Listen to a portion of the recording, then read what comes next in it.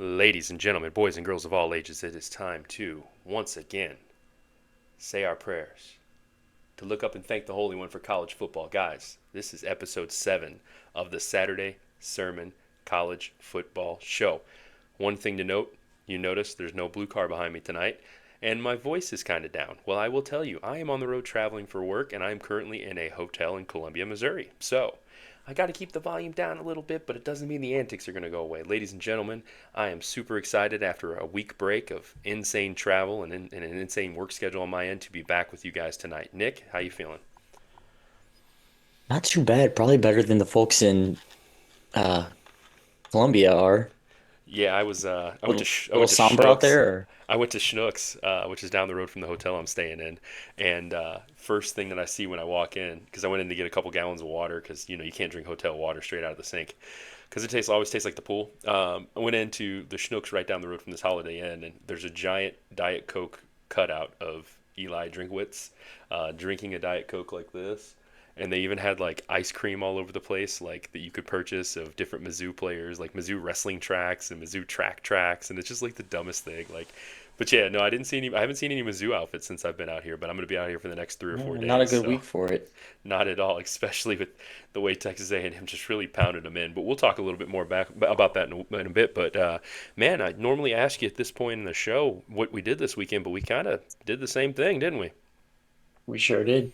Yeah, we got to. Happy birthday, number two, Yep, to little yep. JoJo. Yeah, so it was my son's second birthday party this weekend, which was awesome. Best part about it was that when we were picking spots to have it, I made sure to have it at the bowling alley in Collinsville. Number one, because we grew up at the bowling alley and stuff like that. But number two, they have so many TVs in that bar. It was pretty nice to be able to have college football on. I mean, for some reason, they only had 3 games on. They had the Alabama Vandy game on. They had the Ole Miss South No, Carolina that one game. was. I It don't was think on. that one was. Yeah, it was. It was on in the top Okay, it right was in hand the corner of the corner. bar. Okay, Yeah, because somebody told me that they're and you or somebody was it was like me. Yeah, because Vandy's up 13-0. I'm I like, was literally all right, sitting that at the won't bar. last. I was literally up there sitting at the bar watching it. That's why Rich and I didn't leave the That bar. pick Which, six was nasty, yeah, by the way, in that game. but But anyways, yeah, we had that game on, and then the last game I think we had Oklahoma State and West Virginia on for a bit, and then that switched over to something else. But yeah, I mean, we got to hang Tony out. might be on the hot seat. Yeah, Man, but how good could Lord. we could talk about that when we get into hot news Yeah, topics. But man, I mean, it was a great time. Nick, you got the best gift of the birthday party. He got my son a entire Tennessee Volunteers uniform, helmet, shoulder pads, a jersey with his name on the back. It was pretty sick. But that night, I mean, the party ended, and I was made it home in time to watch that atrocity called Tennessee at Arkansas. man. Had to watch that game in Miami Cal on my phone because we were in grandma's basement with our son, trying to get our son to go to bed, and I had to watch it on my phone because we couldn't have TVs on. There was a point on that last drive where I was in the bathroom, sitting on the bathroom floor in that basement, watching Nico's just meltdown and complete immaturity as a quarterback happen. But man, we can get into that game here in a second. But what else did you do after you left us on Saturday? I mean, did the same thing essentially I was doing. I turned on the games. I was fighting sleep, a couple drinks at, the party, and I was tired. So I watched the fourth quarter, halfway to the third quarter and the fourth quarter of that Miami Cal game with not one eye open, doze off, open my eyes like 3 minutes down, doze off. Man, you missed an electric fourth quarter by Miami, though. Well, I mean, I thought it was safe to turn it off when they're up 25 points. I'm like, Miami's finally exposed. And Yeah, I think they still got some calls, but hey, that's neither here nor there. But man, what a week that we had. it. We I looked mean, at this week this late as if it was supposed to be a boring one, an uneventful one. And it's turned out to, well, the general yes, public, yes. most people looked at it and they're like, this is an uneventful week. But it turned out to be probably the best week in college football up to this point. Well, and we talk about it all the time. You and I have said a lot of things right, and we've said some things wrong, but a lot of things right about this college football season, and a lot of it's been recorded. One of the things we talked about that wasn't recorded was on Monday. We had a conversation on the phone, and it was one of those things that every year people look down at this week and people think this week's going to be just, cakewalks for a lot of teams. And you and I both said these are usually the most exciting weeks, and we were Well, proven right. so I was preparing because I thought we were going to record last week, but obviously we weren't able to. I was preparing like just different notes, and I was making like an upset alert. So the last time that I did it, there was like I picked like three games, and two out of three were upsets. Well, this week I'm looking down the list, and I'm writing it down, writing it down. I got to nine games, and I'm like, I started second guessing myself because I'm like, these are legitimate games that could be upsets. Yeah, And I didn't even I stopped looking at it because I was like, I don't this is like I'm just it's my frame of mind or something that I'm just overthinking this.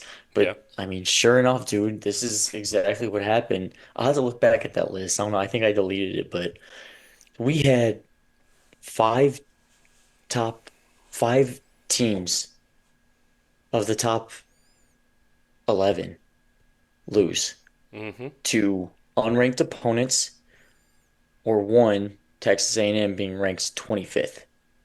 Okay, it gets crazier. We had two top five SEC football programs lose to unranked opponents in the same week for the first time in SEC history. yeah, You have historically the bottom feeders of not only the SEC, but of the whole FBS in Vanderbilt. Unfinished stadium that they've been building for 7 years, it seems like. I swear to God, 70 years it feels like. those are it's like the bridges in St. Louis. They're always in Worktown, but you have the bottom feeders going up against the exact opposite team, the Mm-hmm, perennial powerhouse, not only of the SEC, but of college football. yeah, In what world would you ever have even imagined in your wildest dreams that you have Vanderbilt beating the Alabama Crimson Tide in football? yeah, man. I was shocked by that, but let's get into that game, Nick. Man, you had the number one ranked Alabama at unranked Vanderbilt. Final score 40-35 for Vanderbilt. Never in a million years would I have thought that would happen, but I don't know. I think we've talked about it before. There's a thing called hangovers in college football, and after that game against Georgia, there's a good chance that Alabama was truly hungover. I think it's more than that, though. Tell you the truth, this Bama team, I've said it a couple times in the year, their secondary is suspect. Their defense is a Yeah, little bit suspect. This is yeah, not a Nick Saban defense. They're quite a bit more undisciplined than they used to be in the past. A lot yeah. of people looked at it as maybe they're more loose, with a different style of head coach. Yeah. They're not very disciplined.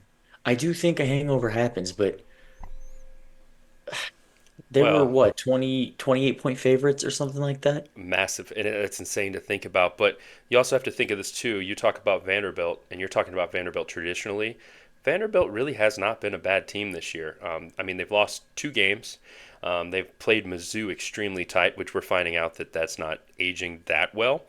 And they did lose to Georgia State, but that was a very tight game earlier on in the season. But when you think about it, man, you have a guy on the field, and we talked about this kind of earlier. You got a guy on the field like Diego Pavia. Like that kid is the great value Johnny Manziel. I mean, he's everything that Vanderbilt could want in a guy who just goes out there and plays football. I don't think he's a great quarterback, but I think he's a great college football player. I think he's a good college football player, and I think Yeah, and he goes well with go what ahead. they're wanting to do. He goes well with keeping them in games, and I mean he showed that he's a good college football player this week. Now I won't say he's a great quarterback, but he's a good college football player. I'll give him that. He's just like how Johnny Manziel was in college, Well, but you want to know, the great well, value version. Okay, The Johnny great Manziel value version. was a little bit better. And so great value kind of has like a negative connotation on it. So one way I'm going to put it is, you know who else was an amazing football player, not a great quarterback? Tim Tebow. And guess what? He won a 100%. lot of football games in college football. He did. Diego has a swagger about him that I think is contagious to his team, Hmm. and he's a very likable. kind of guy, like his story. So seeing him win, see him take that presser, he's cussing in the, or not the presser, the on-field interview, he's cussing, he's jacked up, and He's then he thanking finally, he's a lot of people are upset about that because he thanked God and he talked about none of this was possible without God, and then he went and said the F word like two or three times after that. come on, whatever, dude. But then he said, you know what, where's the family at? And they all came in. You had security like trying to hold him. He had his people there. That was a cool moment. I was sitting there watching it, just dumbfounded at what I saw, and the only person I have to tell is Brooke, and I'm like, Brooke, you don't understand the significance of this moment. I'm like trying to think of like reality TV comparisons, but I don't know enough. So I'm like, Yeah, this is nuts. This is nuts. I mean you couldn't script that. I mean that's one of those things I actually told Melissa like. That is one of those moments that you make a movie of. Like if Vanderbilt somehow went off to win like the national championship, but they're not going to. But if No. Vanderbilt somehow went They're on to win, probably who are they playing? Who are they playing this week? I forget, is Arkansas or I think somebody? I can't remember who they're playing, but I do know they have Texas, LSU, and Tennessee still left on their roster and on their schedule. And I think they could play a spoiler to one or two of those teams. I'm going to be truthful, but wouldn't it be something? Wouldn't it be something if Vanderbilt found a way to beat Texas and Tennessee? Wouldn't that be insane? That'd be like when Auburn was they lost like 3 games in the year, but they had wins over like Georgia, Yeah, Alabama, and God, yeah, it was those two, but then they lost to UC. Yeah, no, but that I don't know. That was it's cool to see a program like that yeah, have success. And across the board, think about this. You have an undefeated Indiana football team who's ranked. yep, You have a one-loss Nebraska. You have a one-loss Rutgers. You have Illinois, who's very tough yeah, football yep, team. yep, You have two academy schools in Army and Navy who are legitimate playoff contenders for the G5. yep. I can't help but to think this season's given me '07 vibes. It's such a weird year at college football, and I don't know if it has anything to do with the NIL or the transfer portal or what, but it's a Conference realignment too. conference realignment that as well. Travel Yeah, is a big thing, which we'll get into here in a bit. But that's man, insane. it's I mean this game had nothing to do with that. I mean it's the nerds literally beat up on the bullies in school. That's what happened. I mean Classic story. the bullies of the SEC, for years played the nerds of the conference, the smart kids who go out there and they play football and they don't really play competitive football. And the jocks got taken down, the bullies got taken down this week, and it was fun to see how much I love watching stuff like this. I love a true underdog story, and this is what it was. But the best part about it was the conclusion. They tore down that goalpost. They marched it from Vandy all the way to Broadway. Was it Cop, like 9 miles or something yes, crazy? yes, cops were blocking the roads off, and literally they took that goalpost, they threw it in the Cumberland River, and minutes later they had a rescue team out there to pull it out because of all the boats that go through the Cumberland River, and how if a boat would have hit that goalpost, someone would have got hurt bad. So it was incredible. But speaking of another College ups, football, man, that doesn't happen in any other sport. I agree. I agree. But speaking of another top five team getting upset this week, man, this one hurts. I'm not going to spend a lot of time talking about it. Number four Tennessee at unranked Arkansas. 19-14 was the final score with Arkansas with the win. I'm going to tell you this. A couple things that are my takeaways from this game. And I'm going to let you rip later when we talk about Penn State and stuff, but I'm going to rip here real quick. Number one, I'm not worried about Tennessee moving forward. I think this week Tennessee is going to come out playing pissed off, and I think they're really going to put a beating on Florida. What a perfect opponent to play against after a loss like this. I think that Nico, as good as he is and as high as his ceiling is, Nico showed how young he was this week. He was very green out there. A lot of his decision making was very green. You and I were having conversations during the game. It looked like in clutch time situations or in high pressure situations when his back was against the wall, he was throwing the ball harder than he's thrown it all season long. And his receivers, they were getting hit in the hands of the ball, and it was just hitting them hard and falling down. There was a couple times they had the chances to ice the game away, and I don't know if Heupel didn't want to trust his young quarterback, and they were running tempo offense, and they just kept running the ball in the tempo offense, which is a complete oxymoron. What you want to do? I mean, why are you running the ball quickly? Like you're trying to burn clock, But why are you in a high tempo offense running the ball? But another takeaway from this game, as I said, he's very green. His in game awareness, he overthrew a bunch of passes. The last play of the game honestly shows his immaturity. You have, and I told you this, and I went back and looked. I mean, he hits that kid in the flats. There's 2 seconds left on the clock. They had the chains, literally had the chains. They were open. I mean, the kid could have caught the ball, took it out of bounds. 2 seconds left on the clock. You could have had another shot at the end zone, and he decides to keep the ball and run it. There was no way he was going to make it in on that sneak or that run. There was no way, and that just shows immaturity, and he's going to grow from this, and he's going to be a much better quarterback. 1, 2, 3 years down the road. But right now, you're seeing how young he is, and hopefully he takes this and he learns from it, and he comes out this week and just beats the piss out of Florida. The last takeaway I took from this game: Dylan Sampson is who I've said he is all season. Regardless of what happened in this game, I mean, Dylan Sampson had 22 carries, 138 yards rushing, averaged 6.3 yards per carry, and 2 touchdowns with a 53-yard touchdown run. I mean, the kid is good. The kid's incredible. Their running backs are good. They have everything they need to be successful. Now they have to find a way to win these games and to play more aggressively at the right times and to slow their tempo down at the right times. So that's my big takeaway. A couple things on the Arkansas side, from my opinion. Taylon Green played really well. Boise State transfer. He's a good dual threat quarterback. He can run the ball. He can throw the ball. But Malachi Singleton, their backup quarterback, coming in that last drive of the game when they scored, that kid had ice in his veins, and he wasn't going to let anybody stop him. He had that touchdown himself.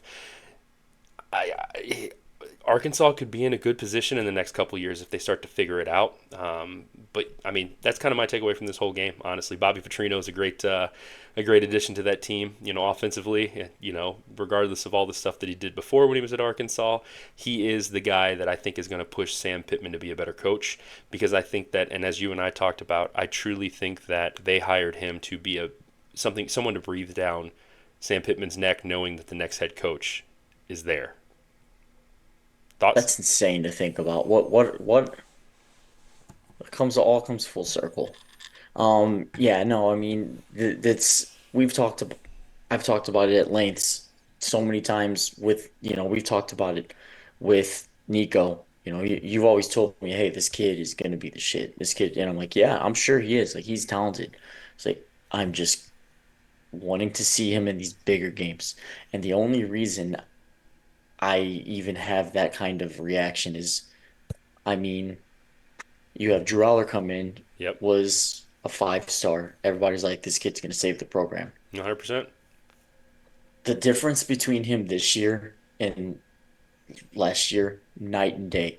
And it is maturity. The Mm-hmm. kid carries himself with more maturity. He's more confident across the board. He's not as timid. And I think I mean, you're playing in the SEC. I don't care who you're playing in the SEC. You're playing a good football team on Mm-hmm. the road. It was a matter of time. I mean, Yep. none of these guys ever really come in and just dominate across the board, and that's that. You know what I mean? Yeah. So it's a learning curve. And I think they'll be fine. Like you said, this game reminded me of '07 backyard brawl. It was Pitt and West Virginia, where West Virginia was the better football team. Mm-hmm. Now, I don't want to take anything away from Arkansas, because Arkansas is significantly better than what that Pitt team was. Yeah. But it just felt like Tennessee just shot themselves in the foot for 4 quarters repeatedly, Yeah. and they were the better team, but they were not the better team that day. Yeah. But yeah, 100%. the last thing I'll say is, just thinking about how this week went. I mean, it shook up the rankings in crazy ways. Mm-hmm. I am not confident that there's going to be an undefeated team by the end of the season. I don't. There's Ohio only State there's only is one beatable. I think you have there's only one Texas that's team. beatable. That's the only team that I think could go undefeated this year.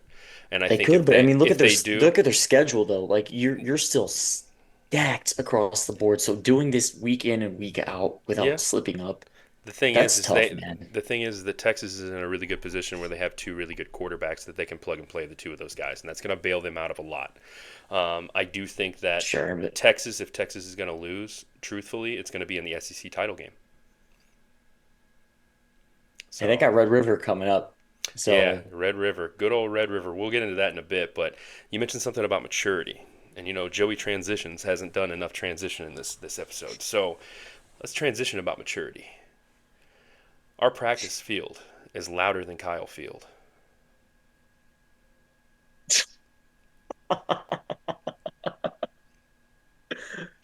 Was that not the most bulletin board material? what do they tell you about bulletin board material? You Bulletin don't board, touch it bulletin board material when it's in the right hands, and those Texas A&M fans, they ran with at that, man. Kyle Field At with Kyle Field, a hundred stupid. thousand plus people in the crowd, one of the biggest stadiums in college football. It's in the top 10 biggest stadiums in college football. And you make the comment, Mr. Brady Cook, that your practice field or the practice field is louder than Kyle Field, and then you get upset.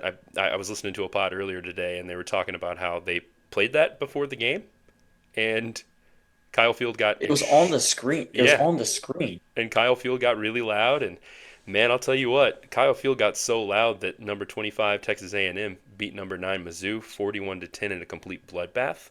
What I will say about this game is everyone talks about, hey, this is an upset, but it wasn't really an upset because Texas A&M was favored in this game. I mean, they were a 2-point favorite going into this game, and a lot of people think that since the Notre Dame loss, Texas A&M has changed completely who they are, and they've been a much better team. And how much of that Notre Dame loss was Connor Wigman being hurt or Connor Wigman having issues that it took the injury and getting replaced to come back and really fix it. But I mean, dude, Connor Wigman played really good this week, but the most impressive guy was Le'Veon He played Moss. to how he played to how he was He supposed to played play. how they thought he was going to play, but Le'Veon Moss was the one that really stole the show. I mean, he had 12 carries, 138 yards, 11.5 yards per carry with 3 touchdowns. The kid was electric. Brady Cook, pardon my language, Brady Cook fucking stinks. 13 for 31. When you have a receiver like Luther Burden and you're 13 for 31, 186 yards with 1 touchdown, Brother, Mizzou, I'm catch the sorry. snap and throw it up in the air. Should I apologize? Open up the curtain and apologize to Columbia, man. Mizzou is not the same team as they were last year. I think a lot of that, and you and I talked. I think a lot of the Mizzou success last year It came was from kind of them coming from it out of was nowhere. it was perfect storm type of Yes, deal. yes. And that Georgia game really showed how good they could be. Because if you remember, they played a really tight game with Georgia. Oh yeah. And like I said, Mizzou, Mizzou are frauds. We've been saying it the past couple of weeks. I mean, the Boston College game was a perfect example. The Vanderbilt game was a perfect example. Mizzou is not a good football team, and I see them dumping a couple more games. But man, how in the hell is Texas A&M the number one team in the SEC right now? Grain of salt that because wait until they play somebody else. But hey, no, I told They're 3-0. you. You know what? Actually, you said the only way you see Texas losing is if they lose in the SEC championship. If you remember early on before the season, I said I think they may have some trouble at Kyle Field. That's the last game of the season, right? Yeah, yeah, it Yeah. sure is. What a hell of a way to close out the season if A&M can pull that out. Well, I'll tell you what, I picked A&M to make my playoff. I had them sneaking in. Their schedule's not tough, really, Hmm. and I didn't feel good about it after we saw them lose to Notre Dame, then Notre Dame lose to NIU. But the way they're playing, I feel a lot more confident about that pick again. Hmm. You know what pick I'm not confident about, Nick? What's that? Michigan. Number 10 Michigan at unranked Washington. Another game that the ranking says this is an upset alert game, but I mean Washington was what a Music to three my ears. Washington was a 3-point favorite. Washington came out and won 27-17. This is another example of teams making that time zone jump and playing a tough team in their conference.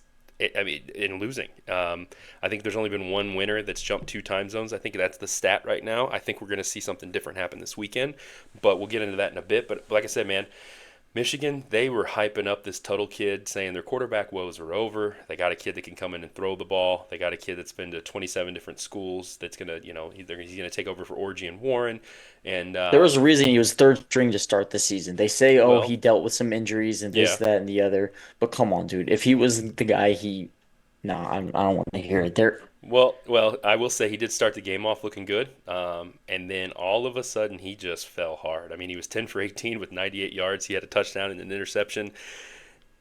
Are they? I mean, to be honest with you, and this they is, are out Iowaing Iowa right I. now. But I'm also going to ask this question: Are they just better off starting Orgy?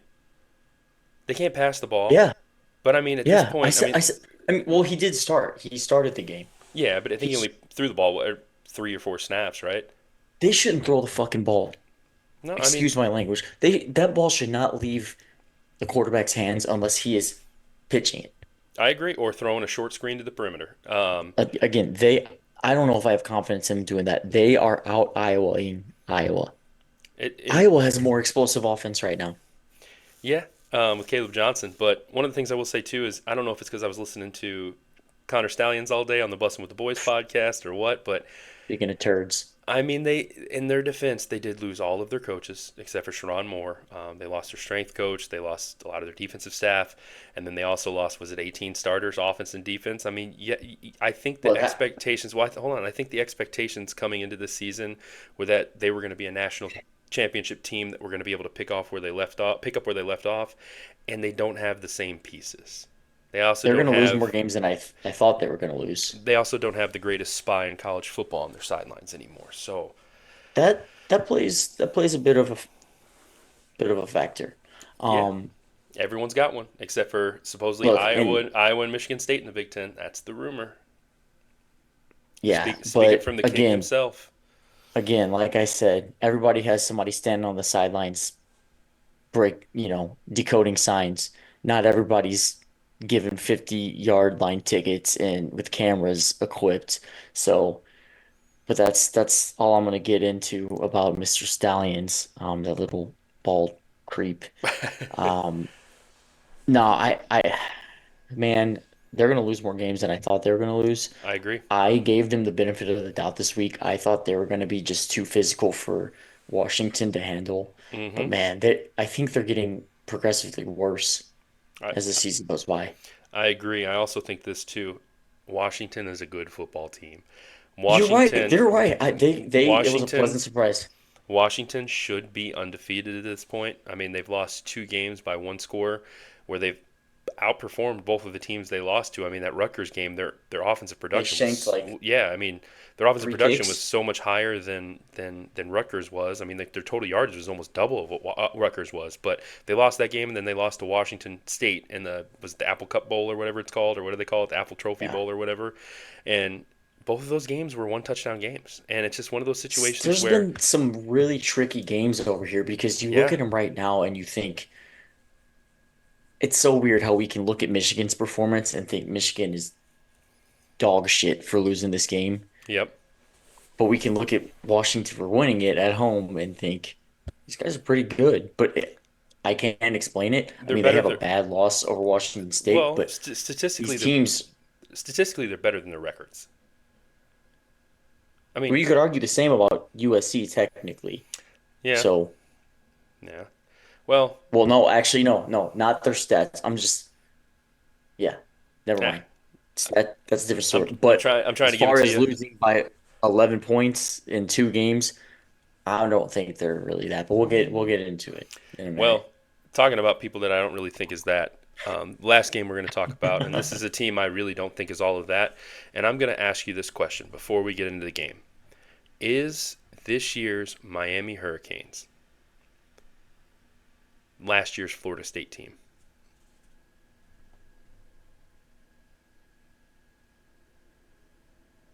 Yeah. Actually, it's funny. You say last year's Florida State team. You know what team I thought of? I thought of another Florida State team with James Winston right after they won the national title. Well, yeah, it was right after they won the national title. Um, they were holding, they were basically a placeholder at like rank number 1 through 3, and they were playing these not great teams, and they were underplaying. They were playing near their competition, and then eventually it was Georgia Tech, I believe, who snuck one in on them, and everything went crumbled from that point. I really do think that Miami is the same team that Florida State had last year. I think that There's a good chance they could go undefeated, Nick. There's a very good chance they could go undefeated, but Clemson's gonna it would beat have the to brakes off of it them. would have to be in the ACC title game. But I mean, they have some games coming up here soon that I have on my radar that I'm thinking could be upset games. And number one, I think Louisville can be an upset game, and number two, 100%. I think Syracuse could be a very much an upset game for him. I think the way McCord's playing right now, he's playing pretty much lights out football, minus one game, and I don't know, man. I just getting into the game though. I mean, Their luck's got to run out soon I, because they're they squeaking by when they they've shouldn't it's squeak been two by. weeks, but it's been 2 weeks that they've been Hmm. getting calls. And I told you, I said the same thing I said when that freaking play against Virginia Tech was going to review, Miami's going to win it no matter what because it's the ACC that's coordinating it, Well, and I and told they you, do not let their golden child get hurt. I said to you, if the roles were reversed and Miami was the one that had that play at the end of the game, Miami caught the 100%, ball, and then the same play happened, they would give it to Miami. I really do believe that. They want an undefeated without a team. doubt. They want an undefeated team, and out of all the teams left without a blemish on their record, Miami is the only team that I can really see pulling it off besides maybe Texas.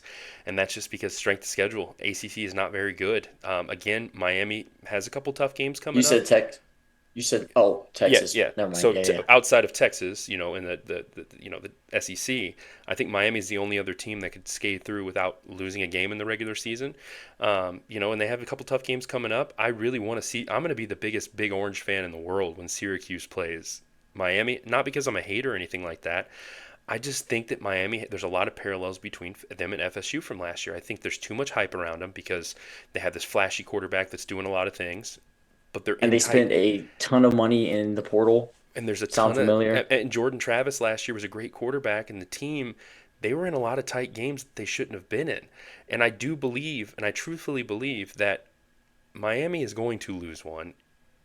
And if they don't lose one, they're going to get so embarrassed in the playoffs that it's going to be exactly what we saw Georgia versus FSU in the bowl game last year. But the game we're talking Yeah. about is number 8 Miami at Cal.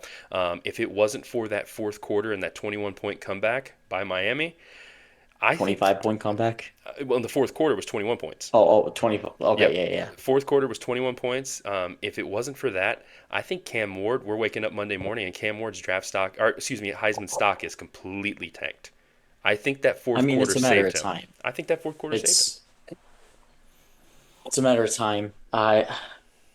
Kyle's Kyle's been a pest. Hmm. They're a good football team. I They really are. do think their defense is stout. And to see them just crumble like that was disheartening. Um, but I mean, there's no reason they should have ever been up. Even if they won the game, there's no reason they should have been up 35 to 10 Yep. against this Miami football team. If Miami is who They people were think they they are. were gashing Miami. Hmm. Big chunk plays, left and right, big touchdowns. It was, I mean, they were giving up. It was a beatdown. Yeah. And I think again, I don't have really much to say about this one other than the fact that it's that clock is ticking for Miami and somebody's I don't know if they're safe because they got Louisville. Is it this week or do they have a bye? I know Yeah, Louisville's no, they have a bye. They have a Louisville's bye. their next game. I can't remember if it was this week or a bye, but yeah, it makes Yep, sense that they would have a it's a bye at this bye. point. But man, Cam Ward stat line was incredible, but a lot of that came very, very late in the game, and like I said, I just don't. It's not that I'm not a Cam Ward fan, which we know that I'm not, but when you look at it on paper, he's playing lights out football. But man, he's been in 2 weeks in a row. They've been in pretty crappy situations against teams that they should be blowing out, and yeah, they find a way to squeak out another win. But speaking of great players, Nick, our favorite segment of the week. Who are our players of the week? I've got some. I got a couple surprises for you this week. I'm gonna give you the cheap route, but I mean honestly, it's low hanging fruit, but it very well should be. And give me Diego Pavia. You were playing for the Vanderbilt Commodores, and you upset the number one ranked Crimson Tide. I'm gonna give you your flowers. Yeah, nice, nice. Well, my players of the week. I have three this week, Nick, which is very rare for me to have three. Usually I have one quarterback and one skill position guy. But I threw a defensive player in this week, Nick. We don't give the defense enough love. Number one. No. Number one. This one's going to be the biggest surprise. Running back, Ashton Genty. Oh man, would have never, You would never have never guessed thought. that, right? I mean, it's been my player of the week. Honestly, it's How many like weeks in a row? it feels weird even calling him a player of the week anymore because it's like if he doesn't rush for 200 yards, we're looking at him like he had a bad game. Yeah, and you know what we should just call it. 150, whatever. We should just call this award moving forward the Ashton Genty Award. Yeah, Shinji Um, Award.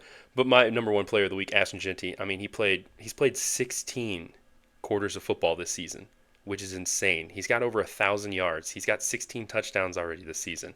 This week in one half alone, 13 carries, 186 yards, three touchdowns. He had a 60 and a 70-yard touchdown run. The kid is electric. The kid's on pace of breaking every record, and he went from being like a plus 1,500 to win the Heisman before the season started to now plus 250. That's nuts. The kid is incredible. Him and Travis Hunter are both playing great football this year, but to see what Ashton Genty's doing, and Travis Hunter, don't get me wrong, incredible player. He's doing something great. He's doing something that's been done before, though. I mean, there's been guys that have played both sides of the ball. Maybe not as much as he has. I mean, you have Jabril Peppers in recent years. I believe Desmond Howard played both sides of the ball. You got guys that have done it before. You haven't had a guy run the ball like Ashton Genty since the great Barry Sanders. And that's the truth. He's on pace to break Barry Sanders' record. You guys got to keep an eye on this guy. He plays in the perfect conference for it. He's the reason why Boise State is the number 17th ranked team in the country right now. Without him, they're not going to be that good of a team. He is a special guy. He's a special character. He's a That's lifeline. that is why he's my number one player of the week. My second player of the week. You mentioned this team earlier. This is my shocking team of the year so far.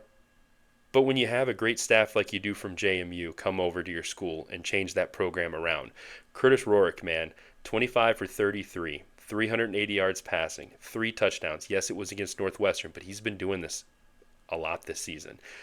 Indiana is a great team. Indiana is the truth. They are a dark horse right now in the Big Ten. Hurt Cigarette Signetti. I love it, man. But Curtis Rorick is my number two player of the week and my defensive player of the week. This is going to go down to the Louisiana Raging Cajuns linebacker Cameron Whitfield. No sacks, I believe, coming into this week, and I believe he had 4 sacks and 6 tackles this week. You got to give this kid some love. Yes, they did play Southern Miss, but you got to give this But kid they're some also the love. Raging Cajuns, so let's be real Yes, here. yes, yeah, right. We got to, Raging Cameron Whitfield. 4 sacks this week. That you got to give that a shout out. You can't keep that on the down low. This kid deserves it. That's one of my players of the week. But Nick, the most important thing is the fit of the week. When you when you talk about great games and you talk about teams that deserve all the praise, you got to give a salute to the troops. This week, Air Force had the uniform of the week, and the fact that they're dubbing it as the Sink Navy uniform combo, not condom, combo.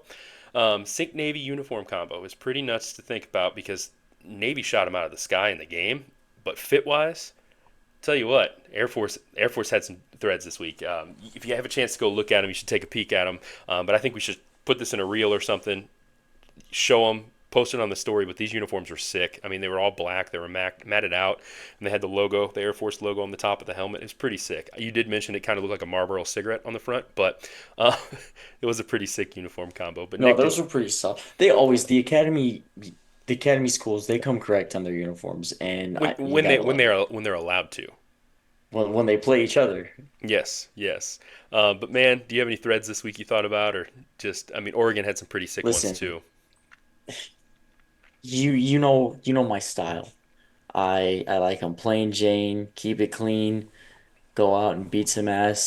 Alabama, of course the Penn State Nittany Lions. I like the classics, so it's hard for me to really look and be like that uniform with all that extra stuff is cool. But I will say that uniform was cool, and I was waiting for them to bring those things out on the field, and they finally did. It was pretty sick. They And were. it's always, what's always cool about him too is like the pictures and all the marketing media shit that they do with them. Like these guys and these fighter pilots, like Hmm. that's pretty sick. That is sick, and I also like how they kept saying "Sink Navy." That's clever. That's a fun armed forces rivalry. That's pretty sick. And I don't know. Like I said, Navy shot them out of the sky. Navy's a really good team this year. Army's a really good team this year. It's fun, as you mentioned earlier, to watch these armed forces. Have a much success. But before we kind of get into the games of the week, do you have any news topics you want to cover or anything like that? No, man, to be honest, this week, it threw me off. I had a couple things I was gonna talk about within a week ago. The main thing was just confirming everything we've ever known that Hugh Freeze is a deplorable piece of shit. Um, Blaming his players, claiming that we would beat Arkansas 9 times out of 10 after you just take an L. Eat shit, dude. You suck. Yeah, the only other two things I can think of is number one, Georgia, one of their wide receivers, I believe, got arrested today for, Imagine that. I guess it was, I could be misspeaking on this. I could take a second to look it up, but I think he got arrested for assault on an unborn child, maybe. Which, if that's the case, I'm confused at how that happens, unless it was assault on a woman leading to, Yeah. leading to that. But that was one thing, and then the other thing was Gundy. We kind of talked about it a little bit ahead of time. Do we think Gundy's on the hot seat? Dude, I don't know. Yeah, Georgia The Georgia player Colby Young arrested for charge with assault on an unborn child. That's Gundy, nuts. they're That's nuts. bad, but I mean, I did tell you, like I thought very low of Alan Bowman Mm-hmm. from the jump. Ollie Gordon had a bad start to the season with legal troubles. Mm-hmm. It's not looking good. Well, and if you remember last year, a lot of people were saying the same thing about Oklahoma State. They were saying, this team's horrible. Gundy's on the hot seat. Next thing you know, you look up at the end of the year and they're what, 10-2. Like, I, I don't think they're going to be very. They're not very good this year. I think they're last right now in the Big 12, which is insane to think about when you talk about an Oklahoma State team being last in the Big 12 with the Doak Walker winner at running back. Like, it's tough. Gundy, Gundy to me is one of those guys. It's almost like to me he's like grandfathered in to Yeah, where it's almost like he's gonna have to retire before or just completely go like losing multiple losing records in a row. there's a couple guys like Even that. even if he's hitting seven, if he has a 7-win season every once in a while, or he has one losing season, he's not gonna get the boot until he's like consistently getting, Yeah, I think smacked. there's three guys that are like that are grandfathered in. That's Ferentz, that is Kyle Whittingham. Kyle Whittingham, and Mike Gundy. Those are your three coaches that I feel like their jobs are theirs to lose. That they have to just That was walk like away from their D'Antonio when position. he was at Michigan Michigan State, State. same Yep. thing. Yeah. Well, man, since we don't have any more topics to really talk about, you did talk about something, and you mentioned something, and Joey transitions picks up on things to be able to pivot to the next part of the conversation. And Joey transitions is going to mention you said that you like basic, old school, gritty outfits. You like that type of stuff. Well, we have a true helmet game this week. Number 4, Penn State at USC. Penn State right now is a 5-point favorite. The matchup predictor actually favors USC. 51 Matchup point, predictor's terrible, but it's 51.8% chance. Now, before I let you just go, I want to make comment of a few things because anytime Penn State's up, I always let you riff. Number one, this game is going to be Penn State's defense versus USC's offense. I think that Penn State's defense has played questionable at times this year, and I think USC is the type of offense that can be high powered and that can expose that if they don't come ready to play. Penn State's going to be able to move the ball in USC's defense. It's improved, but it's not great still. It's not anything that I thought it would be, coming off that LSU game. Can Penn State show up? Can Penn State's defense perform of Penn State of old? Can Penn State really rock it out? Also want to mention as well, on paper, you got the two quarterbacks. You have Moss, you have Aller. Moss looks so much better on paper, but I think Aller has been a more efficient quarterback this year between the two. I think Moss, it's one of those situations where they air the ball out so many times a game that he's going to hit at some point. And I think that Aller and Penn State has been very selective about how they use him and his arm and how they showcase his arm because he can hide behind, and not really hide, but he can hide They his haven't talent. had to use him. I mean, That's what I'm saying. He can and it's hide. just not the style of play that He can that he they can play. he can hide behind two elite running backs. But honestly, the only thing working against Penn State in this game is that time zone. It's a massive difference in time zone, which they're going to acclimate themselves to it a little bit earlier. But Nick, I'm going to be honest with you. Penn State, they've been here before. They've played in California before. They know how to control themselves. Then, Nick, I think Penn State's going to win. I think Penn State's going to. I think they're going to cover as well. I'm going to let you rip though. I'm going to mute my mic. Rock and roll. Couple things. A lot of things. I could keep going forever. Again, as always, when you're a fan of a team, you've had your heart broken before, you get a little nervous about things. Well, that's kind of how I am now. Um, that being said, you mentioned about the defense being questionable, which I did it's say it. I interesting. said at times. I said at times. Listen, listen, listen. No, no, no, no, no. And I'm not even going at you because as I watched every single game this year, I've had this weird feeling to myself that yeah, it's the same way. Like I feel the same way. But when you take off the Manny Diaz lenses where they would just step on your throat and twist from the very first snap, Allen has a much different approach. And what he's so good at is adjustments in game. If you watch their start now, yes, you cannot start slow. You cannot get behind on a team like USC. I think preparation is going to be a little bit different, but he's been able to make adjustments even when they were just playing horrendously against uh, Bowling Green. They gave up 3 points in the second half, and it was a late 3 points. Um, Illinois, they gave up that first drive as a touchdown, and then nothing else. The rest, not even didn't even let them get close. Um, just last week, UCLA ended up having I don't know if you watched much of that game, but that backup quarterback, that kid, they found a quarterback in him. He was a good little football player. Um, they drive the ball downfield, they go for it on fourth down. Penn State stops them. They score 3 points the rest of the game until 15 seconds are left. He's more bend but don't break than Manny was. And I think we got spoiled to that just nasty lockdown, sending heat and blitzing and just destroying, right? I also think a lot of teams have specifically schemed around Mr. Abdul Carter, and you're starting to see some of these other guys, Zariah Fisher, some of these other defensive linemen go off and make plays. But quarterbacks are getting the ball out of their hands very quickly, and USC has to do the same thing. Um, the way I could see USC getting this done is, I think it's gonna they're gonna need help from Penn State. Penn State's gonna have to play flat, and just their defense is going to have to get picked apart.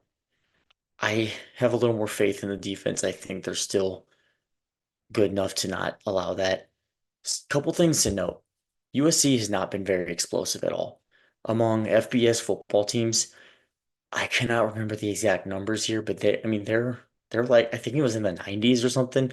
They're low on explosive. They're what Penn State had going last year, this year, where they're dinking and dunking. They've not been able to hit many home runs. They're dinking and dunking on short passes. Yeah. Yeah, so there's not much air yards behind Miller Moss's passes either. They've also are so that works in Penn State's favor, especially with Penn State being that bend but don't break style. Like they're going to keep things in front. They're not going to allow for anything big. That that makes your offense need to be consistent every single time. And as much as he throws the ball, that's a tough ask, especially against a Penn State defense and a Penn State secondary. Anthony Poindexter's still there as the DB's coach, and he's been excellent for the past 10 years there. Um, the biggest thing I think is I think Penn State matches up very, very well with them in two ways. Quarterback sacks allowed. USC has been disappointing and subpar on the offensive line. Miller Moss has gotten hit a lot. Pressures, sacks. Penn State has been the best team to get to the quarterback the past 5 years, statistically. If they cannot block a four-man front, you're just gonna you don't got to do much out of the secondary. Just let those dogs go in and just tear this kid up, right? Next point. They allowed 200 yards rushing from Minnesota. Tough run game, tough O-line, sure. They allowed 300 against Michigan, with Donovan Edwards not really doing what he's supposed to do. Now they have to play Penn State, who has an offensive line that's played way above expectation, and you have a two-headed monster in Nicholas Singleton and Katron Allen. How do you answer to that? And that's why I I said, I mean, it's going to come down to Penn State's defense and USC's offense because you know Penn State's going to be able to move the ball on USC. I mean, that's not even in question. It's can Penn State's defense stop Miller Moss and the USC Trojans? And I think they can. I think they will. I think they're going to. yeah, it's it's one of those things, like I said, it's so hard to sit back as a fan and be like, they're gonna go beat the shit out of these guys. Mm-hmm. But if I wasn't a Penn State fan and this was Tennessee or somebody else, I'm looking at it and I'm saying there's no reason why this team should not win this game and step up to the plate. They have they match their strengths match up perfectly to the other team's weaknesses, Mm-hmm. but we'll see. This, I mean, then again, Vanderbilt just beat Alabama, so it's a weird college football season. Well, let's stay on the topic of Big Ten teams making a travel. We have number two Ohio State at number three Oregon, probably the biggest matchup of the weekend. Some people say Oregon, some people say Oregon. I can't stand the Oregon, but Who anyways, says sorry. that? As I God, digress. that's terrible. Yeah, I know it's pretty bad. But I mean, as I mentioned earlier, teams traveling two time zones or more in the Big Ten have really struggled this year with only one team winning. Ohio State is currently only a 3 point favorite. Matchup Predictor has Ohio State as a 64.2% favorite.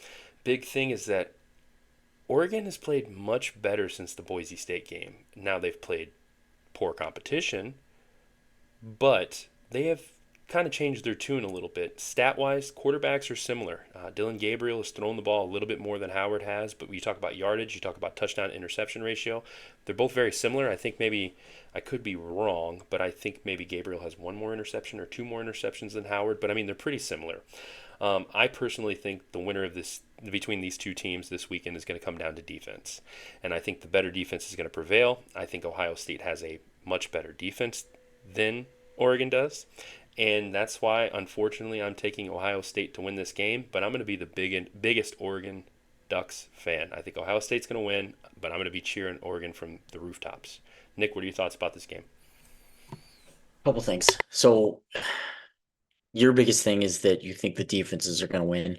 Personally, I think and this is what I thought ever since these Pac-12 teams came over to the Big Ten, I think it's a physicality game. Oregon has been physical. They were beefed up last year in comparison to everybody in the Big 12, but now you're playing the top dog of the Big Ten.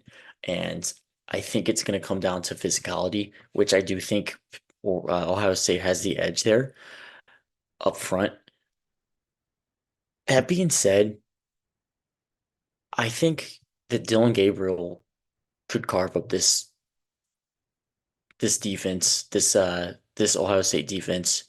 After watching, a team like Maryland, they had some pretty good success um, throwing the football the whole game. There was no like real adjustments. They started getting behind too far, so it was like, you know, it was at that point there was no game, but I think there are some holes in that defense.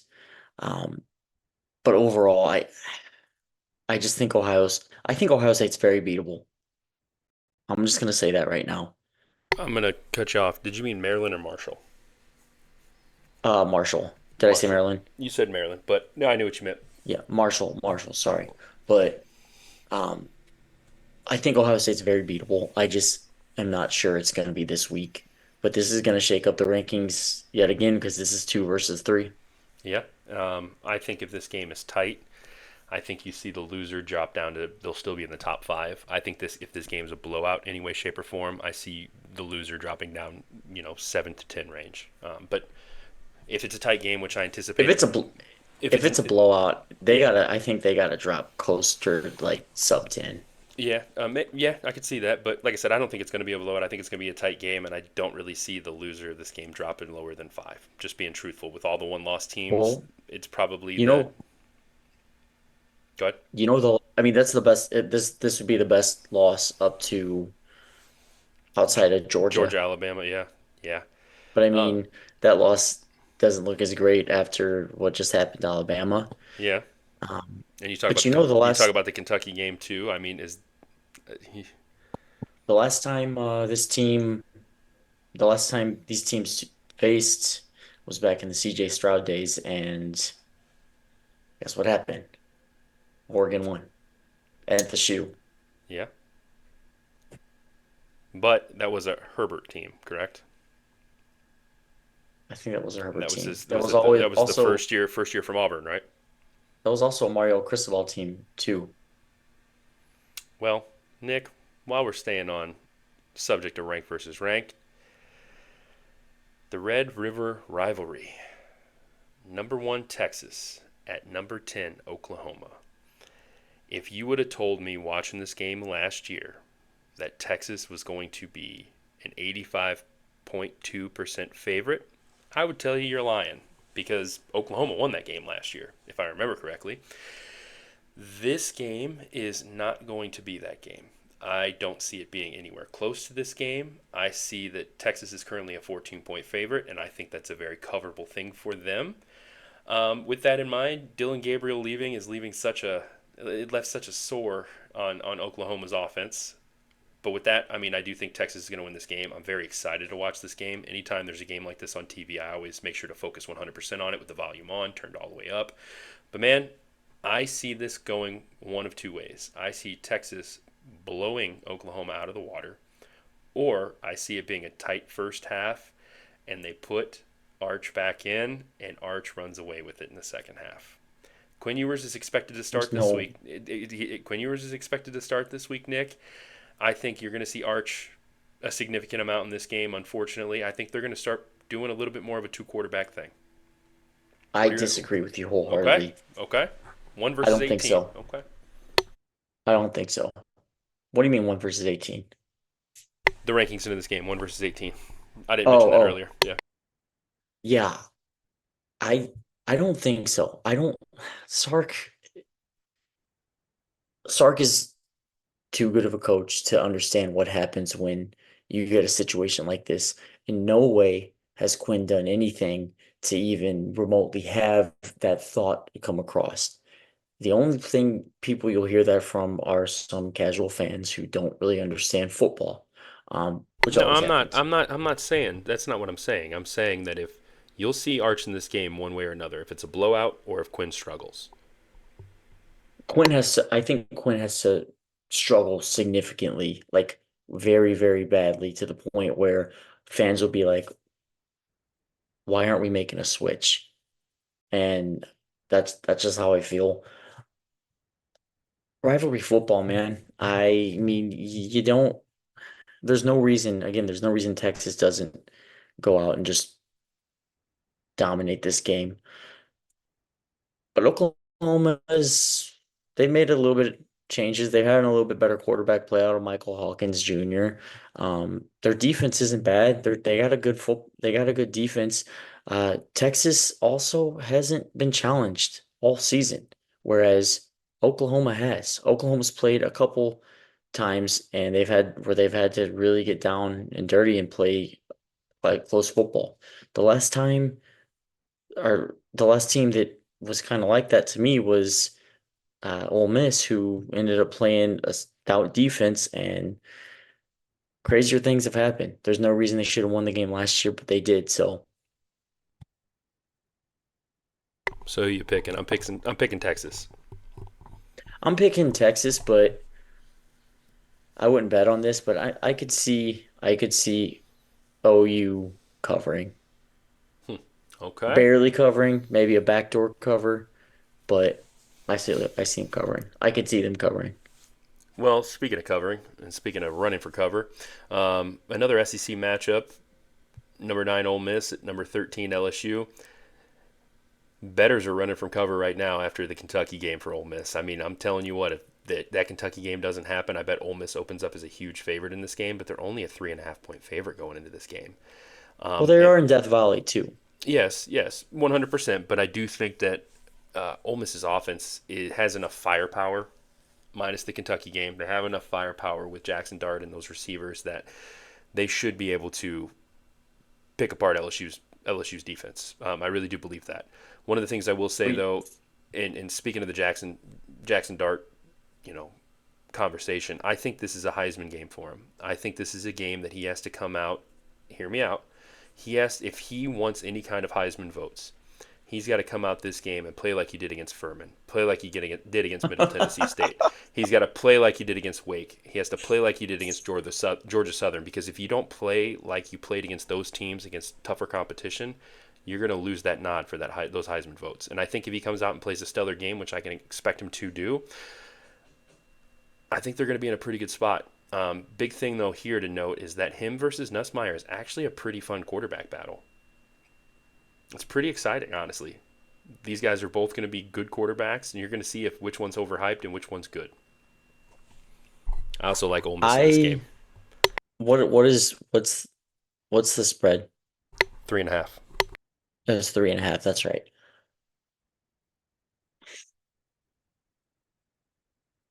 I feel like I don't trust Ole Miss at all. Still, they've not been consistent enough across years to make me feel totally comfortable with them.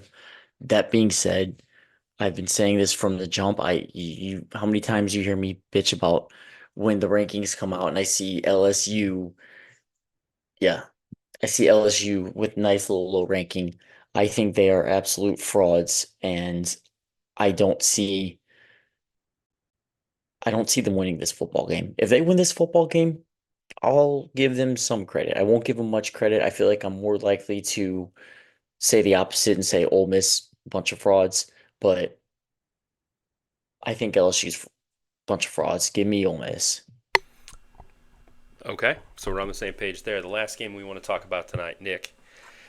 This game, this game for me, is something that I'm going to be extremely excited about. Besides its start time, I believe it's got a wonky like 9:15 start time or something like that. I could be wrong, but I'm pretty sure it's a late game.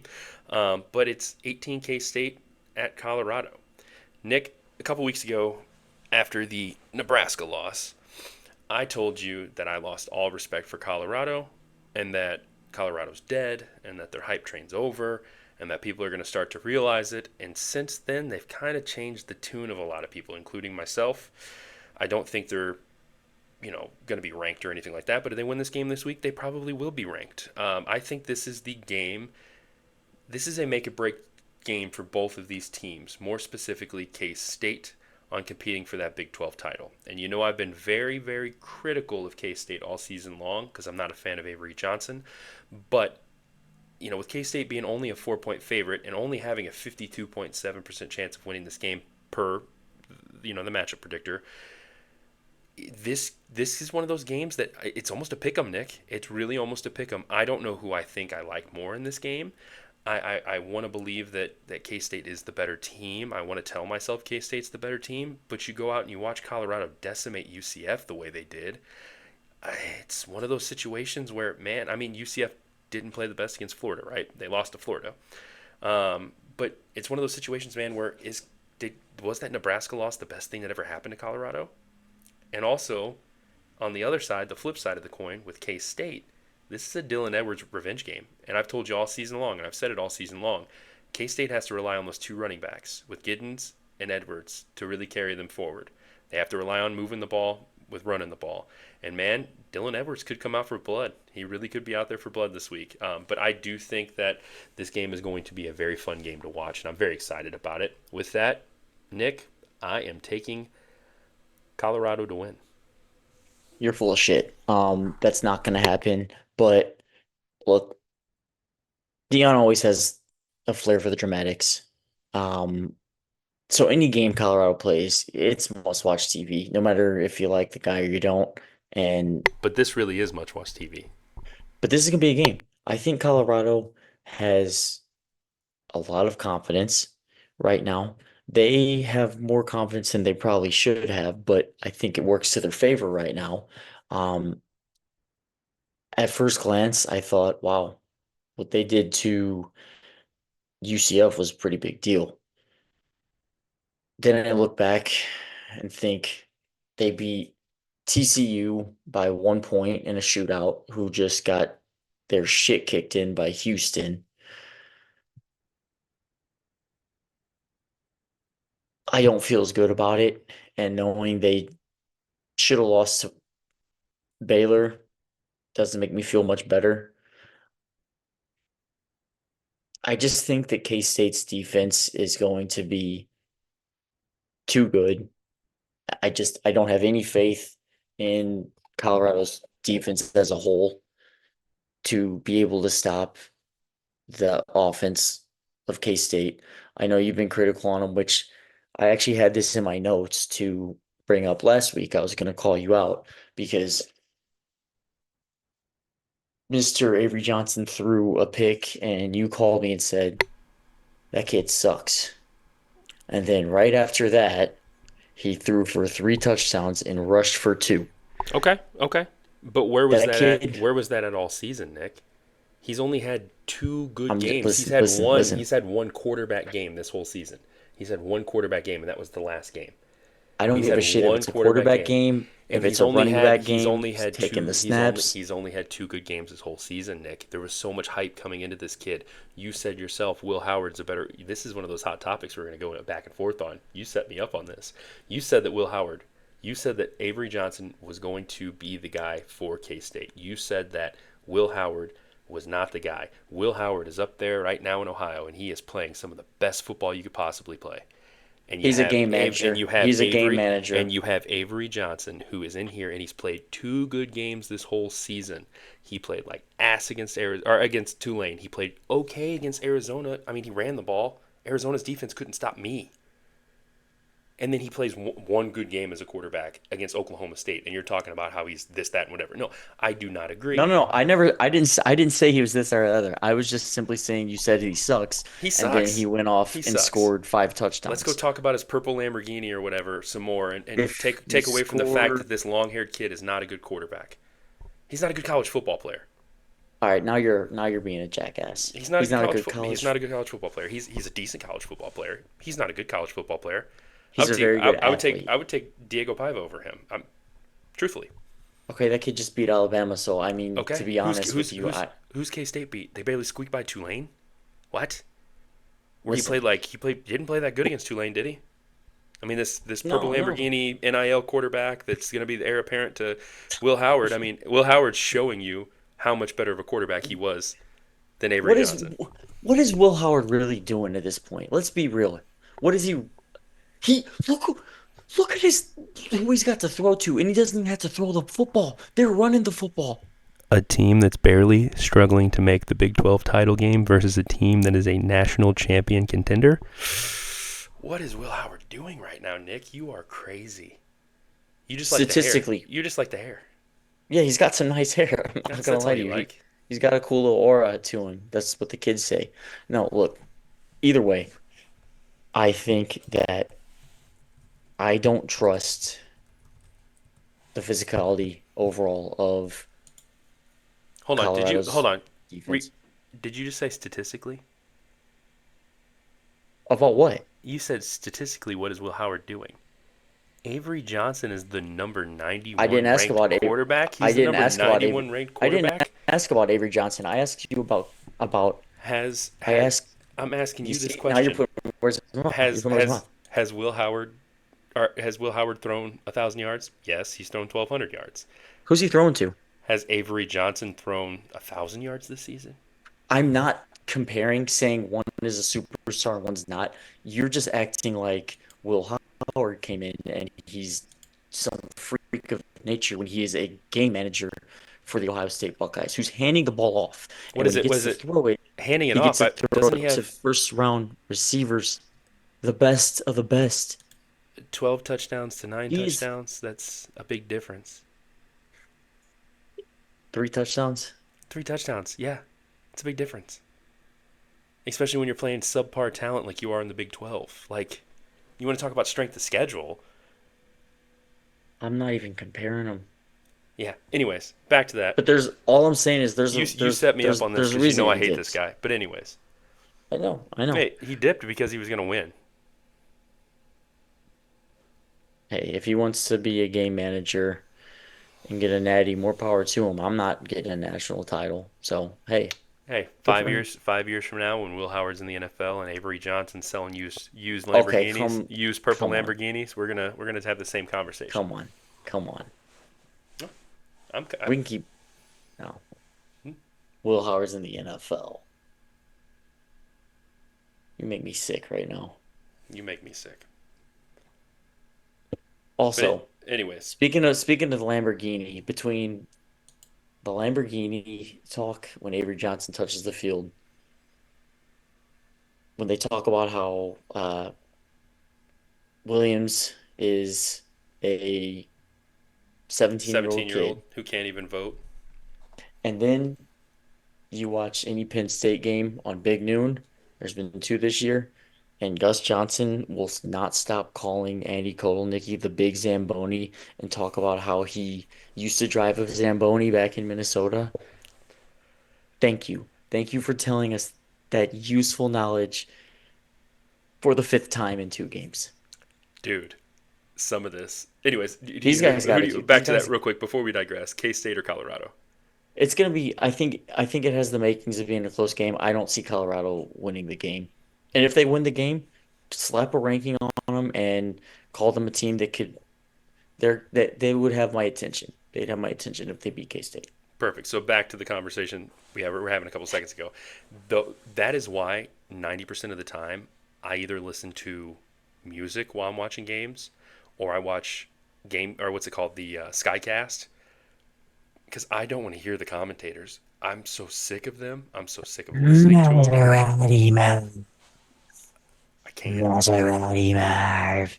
I can't do it. I can't. It's too much, man. It's just they have a stat for everything. They have a story for everything. They try to sell you on emotion and stuff like that. And it's like that's great for my wife and casuals who don't know anything about football, like our friend Dakota.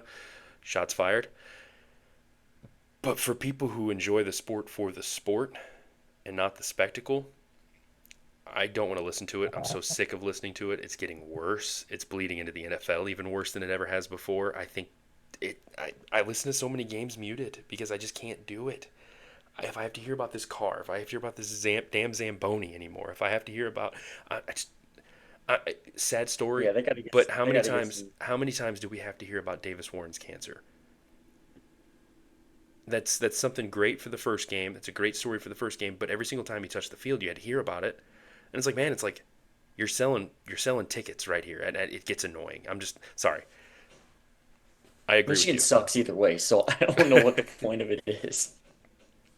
So, well, Nick, we're closing up on time here. We got two more things to cover. We got our games of the week pick and our toilet bowl game of the week.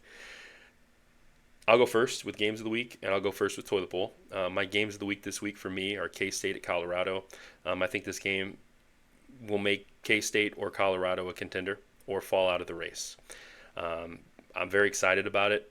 As I mentioned, I'm not excited about the kickoff time, but I'm excited about this game. This is going to be a great game to watch. This is going to be a fun game to watch, and you're going to see who probably will be that number 2 team in the Big 12 title game. The other game I'm super excited about and in the same lines is Oregon State, or excuse me, Oregon at Ohio State, or excuse me, Ohio State at Oregon.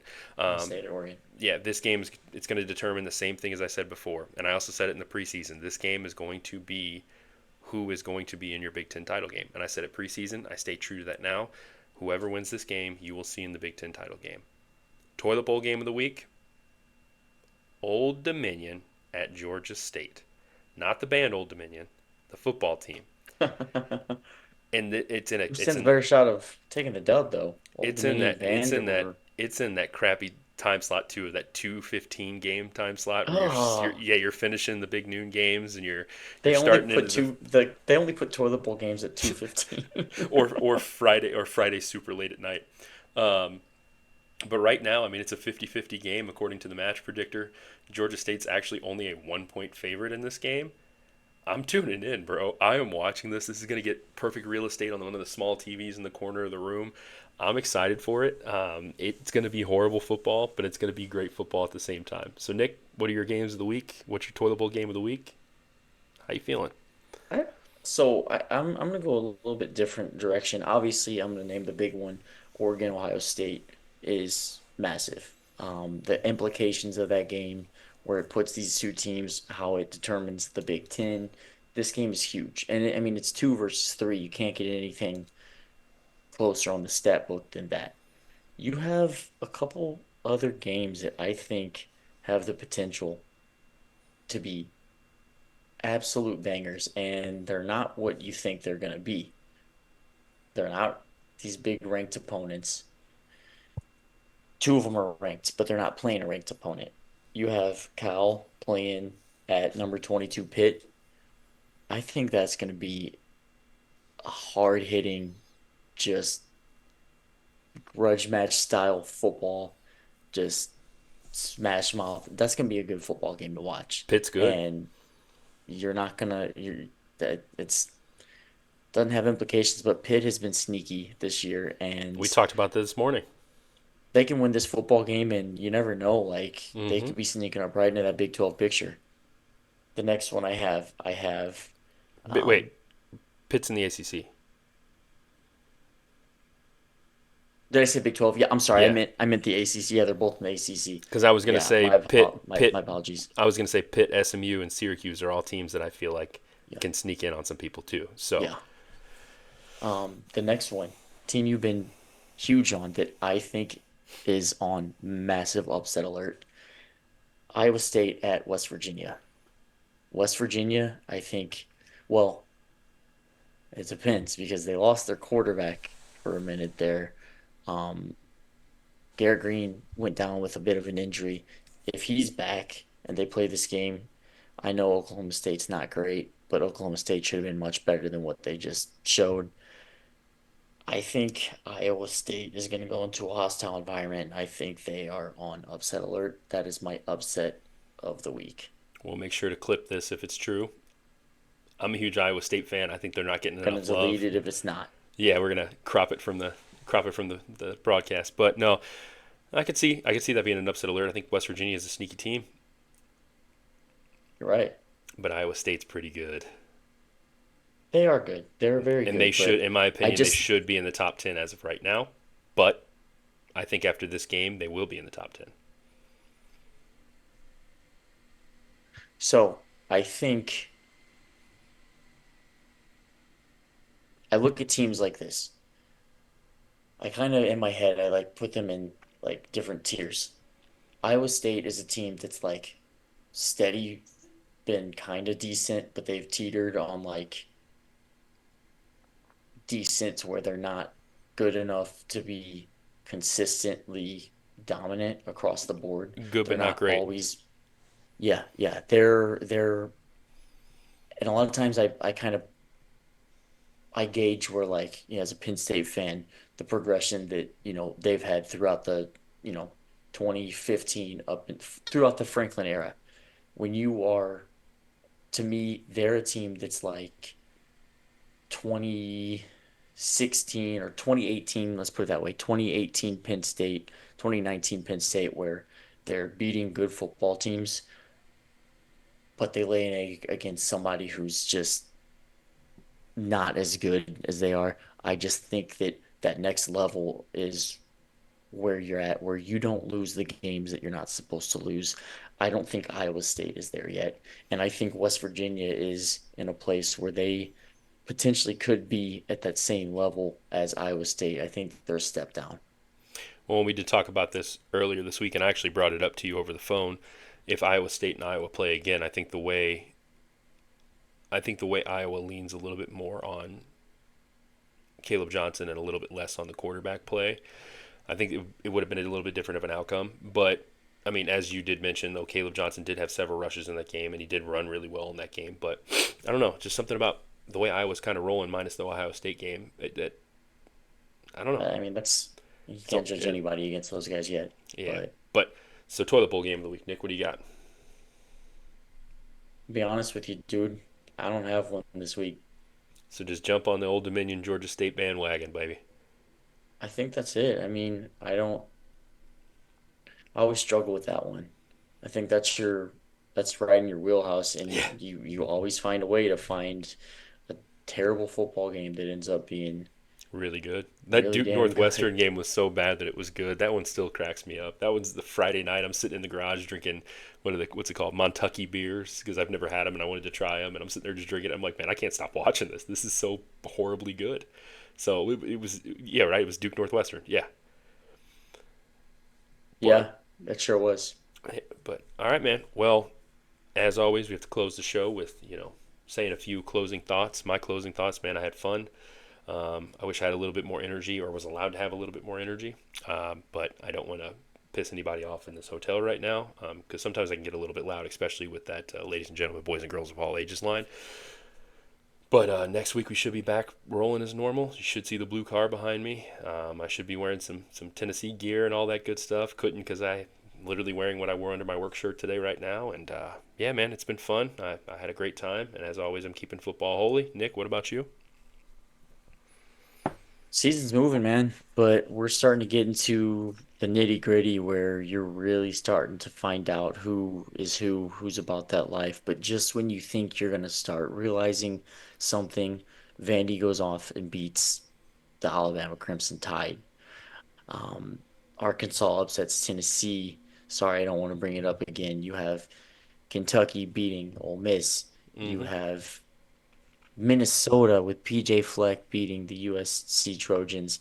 You have upsets across the board, and you really have no idea what's going to happen next. And as a fan of a team, it terrifies me, but as a fan of the sport, God damn it, I love it. Man, well, I have one last thing to say before we go into our complete closing.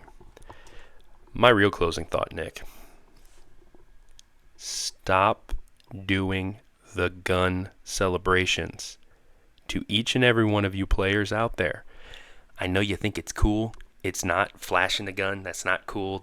I was gonna bring that up The and I machine totally gun forgot. thing, that's not cool. You're gonna get flagged for it every Cornballs. time. The finger Cornballs. guns, those are only cool if you're from Oklahoma State. Please stop the gun celebrations, especially when 90% of you aren't about that life anyways. I'm not about that life, and I can tell you I'm not. 90% of you guys are not about that life, so please stop doing it. That's all I gotta say. Also, I could keep go on a tangent about this, but I'm not gonna do it. It's it. too late. It's You annoying. said what needed to be said. These guys are not really about that life. Let's stop acting like it. Agree. And let's play Flash, football and flashing, stop being flash, selfish pricks. flashing your shirt to show a gun. Like that's stupid. I heard on a podcast today. Think about the Last Boy Scout, the movie with Who's Bruce Willis and Damon Wayans or whatever. When the yeah. running back's running the ball and he pulls a gun out and starts shooting people, it's like, is that what you're trying to do? Like, no, we don't want to see it. Anyways, last Who thing. started this? Who started it? Because that has Was it? no, It no. was. I Was have it in? another one. I have another. And you know what? We were gonna end this right now, but Let's go. you I'm in a set me hotel. off. I'm in a hotel. I have a You know 9 minute drive to my college fair tomorrow. We're good. you know what else pisses me off? The belt to ass. Belt to ass. And you see these videos of these 8U kids doing it and these dipshit coaches recording it. I wish there was a legislation of football across all levels and would see these bozos that let their youth teams do this flashy bullshit, and I wish they would be banned from the sport for eternity Yeah. because that shit is Nick, why do you not coach youth football? Well, you Case know in what? point. You know what, Nick? We got about 6 minutes we can cover here. What are some other things you hate right now in football? I hate that there's not great there's no guidelines for NIL Yeah, and it's me the too. Wild West. I agree. What I else do hate I hate about I football? hate the transfer portal. I absolutely hate the transfer portal. I think it was put in place for the right reasons, and so many teams have exploited that, and so many players have exploited that because they're not happy. I don't think it was put in place for the right reasons, if you want to know the I mean, you truth. got you got the poor kid. This was a cash grab because you Well, have you got the poor kids kid a couple of like years ago, Justin Fields who could transfer on a whim. and you got the kid a couple of years ago that was trying to transfer to be close to his dying grandfather, and they told him no. Yeah.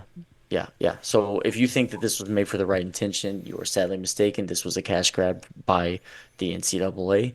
And just as the conference realignment, just as the playoffs, it's all about them. NIL was not about players getting paid. It was about how they can capitalize on more players getting paid. So, Yeah, yeah. What else? What you else know have we what been else I complaining hate? about? I don't like my fucking job. I'm so sick and tired of this shit. I'm, if Nick, anybody's hiring, hey, whoa, whoa, holler at me. whoa, whoa. Keep it college football. Keep it PG. Last thing I will say that I hate, and is too many games on too many channels during one single Streaming services Saturday. should not have football games. I can't tell you how many times I'm so disappointed that there's 7 games on ESPN and I can only watch 4 on my quad box. That gets annoying. I don't even know what a quad box is, but I feel you. It's the Apple TV. It's the four games on in one TV.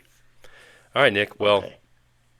way to kill the vibes with the job thing. But if anyone's hiring, please reach out to Nick Reichert. You can find him on Facebook at Nick Reichert. You can find him on Instagram, I think at Nick Reichert 18. You can also find him Nick at Reichert 18. Nick Reichert You can find 18. me on LinkedIn as Nicholas Reichert. Nicholas Reichert. Um, He's got a horrible photo that he took in his house. You can I'm an find. account manager. I have customer success experience. I have experience with recruiting, great people skills, as you can see here. Uh, You know all what you right, don't. college You know football. what you don't have experience on. Say something Penn stupid. State beating Ohio State when it matters the most. All right, Nick. Well, it has been a great episode of the Saturday Woo Sermon. pig suey. Woo pig suey. All right, Buckeye. Um, it's been a great episode of the Saturday Sermon. As always, we tell you to keep football holy, and we'll catch you next week.